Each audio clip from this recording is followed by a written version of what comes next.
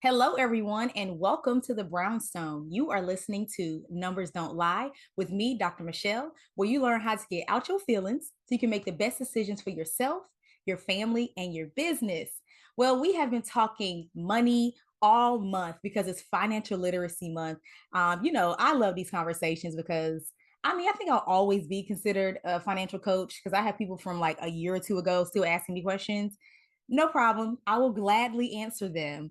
I do wear my data scientist hat now, but this is a near and dear conversation to me because I think in our community, we definitely need to embrace the conversations of money because we have too many generations that didn't have none or didn't leave any. And we want to change that narrative. And so we've had guests all month giving us different perspectives from family, mindset, financial coaching. So you have no excuse after this month. Okay, you should have be able to make some momentum in your money after this month. So the guest I have today is no different. I met him through another program, a real estate program, and I'm really glad I met him because he is very smart, enterprising, is and really loves people. I don't know, that's an interesting combination of a person, but really loves people because he recognizes that the game that he's in is a relationship game. And I've definitely learned that along the way. You know, people, you got good connections, you can make some good deals.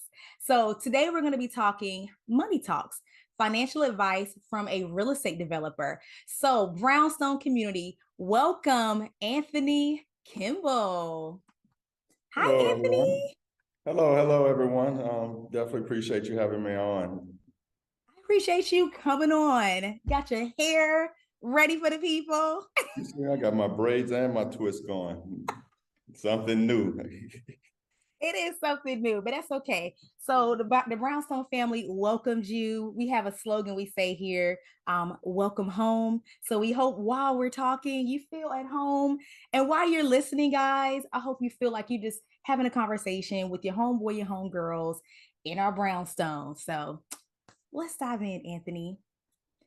Can you tell Get us a it. little bit about yourself? So I'm Anthony Kimble, founder of Kimble Properties, a real estate development firm here in Baton Rouge and in New Orleans, and also founder of a How to Buy the Block, a course that we educate people on how to scale up their real estate portfolios. Very nice. That's actually how I met Anthony. I kind of alluded to it a little bit. Because those that know me know I'm interested in, I fell in love with real estate, and it was through the How to Buy a Block program that my friends down here think I'm trying to like legit buy the whole city. Not the whole city, but he definitely helped me understand the value of using real estate to better your community. So it's more power in it than y'all think. It's a little bit of activism in there too, but we'll get more to that. So Anthony, because your portfolio is so vast and it's still growing. I think you've experienced everything when it comes to real estate at this point. What are the different types of deals that you've been a part of so the listeners can know?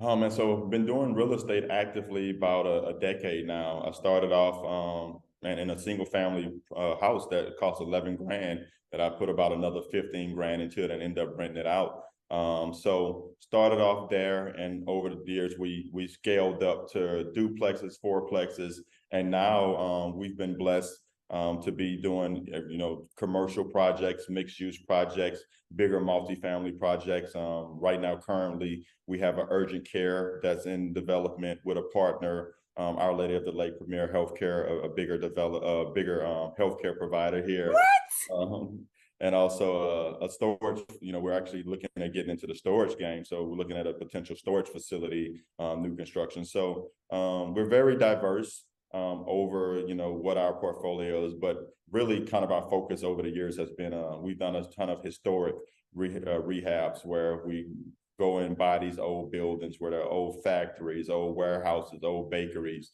and we convert those to either typically multifamily or some type of mixed use. That is amazing. Now, y'all, as you can see from my face, the was it the urgent care? I Yeah. think that was news to me. So, congratulations Thank on you. Thank you. all Thank you. that. So yeah, man, and with that comes the development we did over the years comes a ton of lessons learned. Real estate, I tell people, actively developing real estate is not easy. Just like everyone can't be a doctor, lawyer, this game's not for everybody, especially when you talk about actively developing it. And I consider myself as a developer different from just a real estate investor. We're Okay. just not investing and having someone else lead the projects. We're actually leading and executing these projects ourselves. Wow, because I was going to ask that because I was like, listen, I don't want you to discourage all the people interested in real estate, but you made a really great point, a developer versus an investor. Okay, Mm-hmm. cool. So an investor could be someone that just wants to buy a multifamily or a couple of single families here and there. Well, I mean, I really look at an investor as somebody who's more just investing their money, and they might have, someone like myself or, actively, executing the project, or they might be just more, buying a property that's already stabilized and already getting rent. Where we look at ourselves as developers as somebody that's, looking at property, figuring out the best end use for this property, and, raising capital or putting our own capital into it, hiring a construction or design team to execute on this property. And then we typically hire project managers to do it. So we're just not, investing our capital, and like, which nothing's wrong with it. So that's the role that, works for some people. Sometimes, there's multiple ways to make money in real estate: actively developing, investing money, in putting money into public markets and things such as REITs or something like that. There's tons of ways to raise money. Just everybody doesn't have, if I'm a doctor that's working 12 to 14 hours a day, I might not have the time to be out there actively finding properties and actively developing properties myself. That's a really good point. So I really like that. You can invest where you are and what your life allows. But you did mention the acronym, and I don't know if everybody knows what a REIT is. Could you tell us what a REIT is?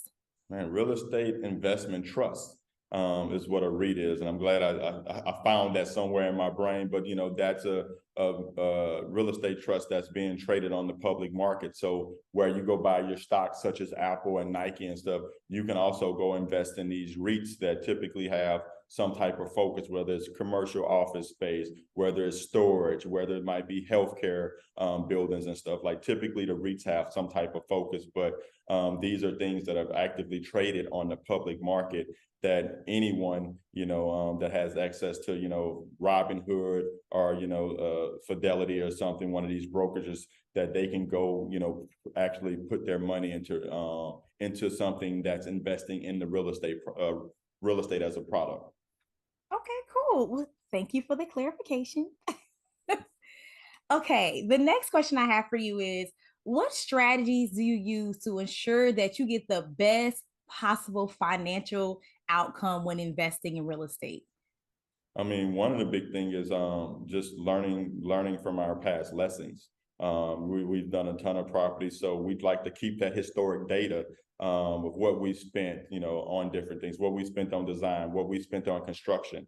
So that historic data is really important of us, because we're able to take that data and apply it to new projects to understand, like, what we're going to be looking to spend. Another big point is your documentation, your operating agreement, your subscription agreements.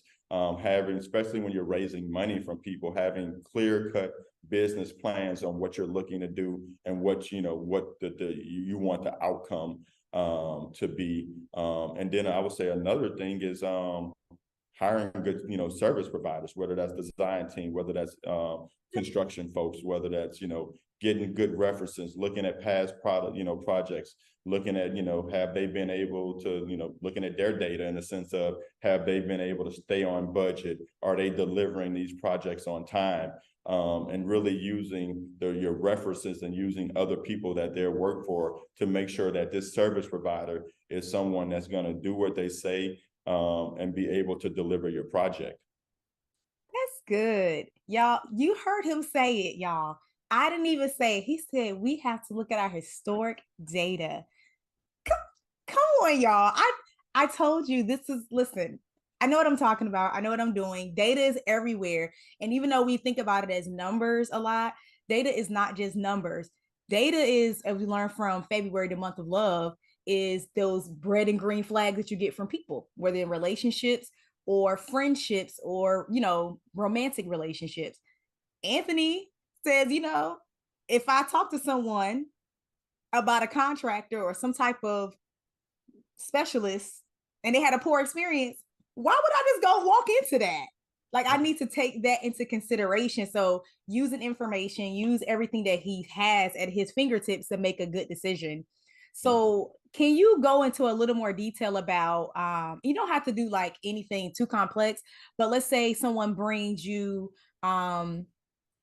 say, hey, I have this apartment that I'm willing to sell. Would you be interested in buying? What type of like figures, or but you are you actually looking to make sure work? I mean, when we look at deals, just understanding, hey, does the price that they're selling this that make sense? Or if this project is going to be a value add project, so when I say value add, I mean a project that, a property that might be blighted or might be abandoned or just needs work. So we're going to go in and add value, do construction to it, to potentially raise those rents. So then we're looking at things like, hey, what is it going to cost for us to execute this project? Mhm. Like I said, we build a lot of those budgets off of our historic data and what we spent on the past.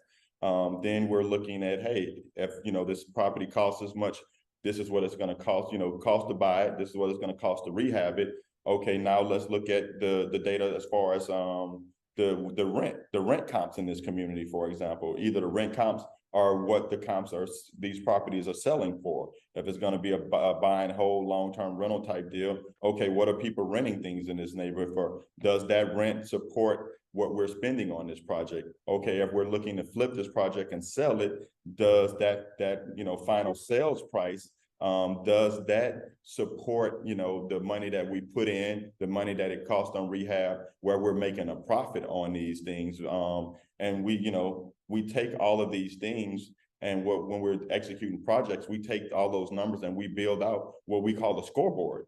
And of like, hey, what I'm buying this thing for, what I'm spending on this thing, what I'm selling it for, and we're creating a scoreboard that's really showing our performance.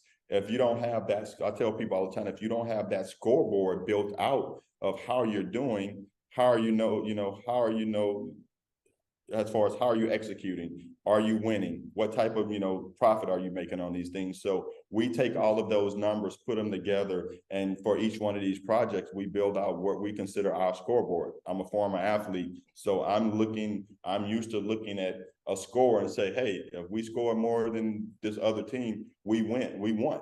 So we're building out the same type of scoreboards for our real estate projects to say, hey, this is what it costs us. This is what we're selling it. This is how we performed. I love that. So, bottom line, Anthony, if you want to get into real estate, you can't escape knowing some numbers. Oh, numbers. I mean, numbers are huge. I mean, it's one part of the equation, but knowing your numbers, being able to execute at those numbers that you set out, and knowing what your end user is going to pay to rent this property or buy this property for. I mean, that's key to having a successful real estate project. Give me all the snaps, all the snaps. If you're just tuning in, you are listening to Numbers Don't Lie with me, Dr. Michelle. We are in the smack dab in the middle of money talks, financial advice from a real estate developer with our special guest, Anthony Kimble. And you can listen to us anywhere on the go on KCCR, the Brownstone app. You can also check us out on brownstoneworldwide.com/BWTV. That's where you can catch all episodes of this podcast as well as other podcasts on the network, or you can follow us on Facebook and check this out on Brownstone Worldwide. It's April, so at the Numbers Don't Lie podcast, we're going to be talking about financial literacy all month. So get ready to hear about all aspects of your life, from the mindset to family to real estate to investing. It goes from simple to complex. So get ready to hear from these experts, guys. They are phenomenal, and they're going to equip you with the information you need to take action so your next year can be better than this one. Get ready to count those coins and stack those ones, because y'all, it's about to go down. So tune in to Numbers Don't Lie every single Tuesday and Thursday in April. So Anthony has been telling us about the different projects that he's gotten into from, he said, started single family all the way up to an urgent care, mixed use properties. I mean, the whole gamut. He's told us about the difference of a real estate investor and a real estate developer, and that wherever you are in your life, you can get in on some part of the real estate game. So if you're interested in real estate, you don't have to look one way, you don't have to invest one way. There's so many different ways to do it. So, Anthony, this is, I think, going to be my favorite question. So, hopefully, you don't disappoint me on this one. Okay. See what I got. What were some of your biggest mistakes when you got started, or just in general? I would say, one of the things I truly enjoy about real estate, that each project presents its own set of challenges, and each project, produces its own set of lessons. So we're continuing to learn. We're continuing to look at, we literally spent part of this day to day with my team going over our SOPs, our standard operation procedures. We call them playbooks, but refining some of our playbooks based on some of the things we've learned historically with executing these projects. Hey, how are we setting timelines?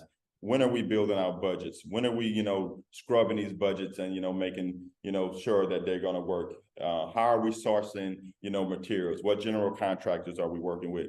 So I'll say we're always learning. I think some of the lessons I've learned over the years is having documentation. You put your operating agreement and stuff together for these projects. Typically, everyone, you do these documents predicting success. And what sometimes people leave out is, hey, if this project doesn't work out, if we don't hit the numbers, if this thing is not successful, how do we maybe get out of this deal? How do we maybe dissolve this deal? Hey, when is at what point do we not move forward with a deal based on certain things happen, and being able to put those things in the operating agreements that manages these deals. That paperwork and having clear communication, especially when you're dealing with partnerships, you're dealing with investors, predicting success and, having all of that worked out in your document. But also, hey, if this thing doesn't work out, I mean, I've recently had one of my investors pass away. How does that work? If his estate wants, money out the deal and stuff like that. So just really making sure you thought through all of the outcomes on this project and document these things and have a process and, for, how to approach these things once they happen. I think it's some of the bigger lessons, that I've learned over the years. Wow. I'm so sorry to hear about that with your investor passing away. So those, you're right. We don't think about things like that. I literally have not. So thank you for educating me. Yeah, I mean, and the crazy thing is we were a little more prepared for it because I had a mentor a couple of years ago, and it almost sunk his deal where they were doing actually crazy enough, it was in South Carolina, the deal that they were doing. Crazy now that I think about it, what it was, Spartanburg, somewhere like that. Yeah. It was South Carolina, but literally in the middle, probably about a month before closing, their biggest investor in the deal passed away in an accident. His wife, who was now over his estate, she wanted all the money out of the deal because she didn't understand real estate. So, and I, which takes me to one of my biggest things, lessons learned. And I think one of the most important things, and it's not just real estate, it's in any business, successful people have mentors. Mm-hmm.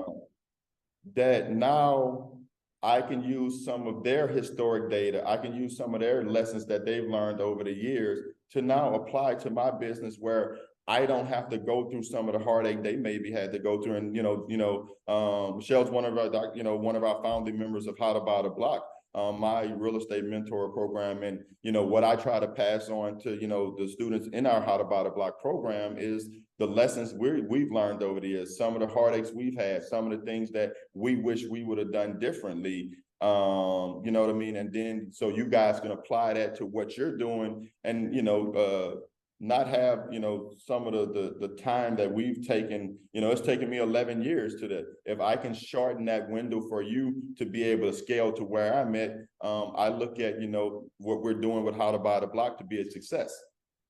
I love that. And I think we say that quite often here, because some of our a good handful of our viewers are business owners. And yeah, like it's a lonely road, and it's even lonelier and longer if you try to go it alone. So absolutely trying to do anything new on your own is I'm just not about to do that no more. I think I've learned my lesson as well with that. I'm just not about to do it. For Yeah, what? If I can learn from their mistakes, like you said. I wholeheartedly agree. And I spent, my last week in DC at one of my mentors' firm. I was out in DC at the McKinney Group, and one of the reasons I was there, I was literally there just to shadow some of the executives, take part in some of their, their investment review meetings. Hey, what are you guys' KPIs? What data are you guys looking at? How, and one of the big things that I'm glad, we talked about there, that they're having the same problems at a bigger level, is that, hey, over the last couple of years, your contingency and some of the stuff on projects, those numbers have went up, of like what you should have in reserves. And also, with there's some of their projects, they've had to go back to, and basically at the end of the project, hey, we don't have enough money to finish the project. Okay, so we have to go back to our investor group or go back to our company. And we've experienced some of those things because it's kind of over the last year, a couple of years, with construction prices changing, things fluctuating so much, things will change in the middle of your project. So how do you look at, how do you look at what's been happening the last 3 years, and how do you put things in place where I'm now raising my contingency to make sure those things are not happening anymore? And all of that comes down to understanding your numbers, understanding what has happened with these projects, and being able to learn from that, and put things within your business that you're not having those things happen anymore. That's good. That's so good. Even at his level, y'all, you still hear that he's one willing to learn and willing to be coached. So for all of my prideful people out there, I'm not trying to say you're not gonna go far. I'm just gonna say you probably not gonna go as far as you could go. That's it. That's And it. I'll touch on that also about being coach. Relationships are mutual beneficial. Mm. The best relationships I've been in, and whether that's personal friendships, that's romantic, that's business relationships. All of these things are relationships. So, one thing I tell people with mentorships and coaching and things like that, try to figure out things that benefit each other. So when I was in DC last week, they're helping me a ton with KPIs. They're helping me a ton with templates that they're looking for investment. And one of the gaps that they have been having, they're a little bit older than me and you on this call. So they want to start doing podcasts. They want to start doing webinars. So I set out there and I helped them design some of the things that they're going to be doing on their podcast. Yesterday, I sent them over a full equipment list of all of the things that we've bought to, be able to execute on our webinars and stuff like that. So it's one of those things that, like, hey, these people are giving this, to me, giving me this game, giving me this knowledge. Hey, what can I reciprocate and give them where now I'm adding value to what they're doing? I love it. And you just put the thought, like the image in my head of older people trying to record a podcast. And it's interesting. They're like, where would we do it? And I was like, hey, you guys have this huge office. Y'all should make one of these meeting rooms into a podcast room. Now, the CEO, Bo, who's super busy. I think Bo has, like, he owns a brokerage. He's one of the biggest Keller Williams broker owners in the company. He has 26,000 agents under. Dude's super Wow. busy. So for him, I was like, hey, they're like, well, how do we get all of this stuff, out of Bo's head?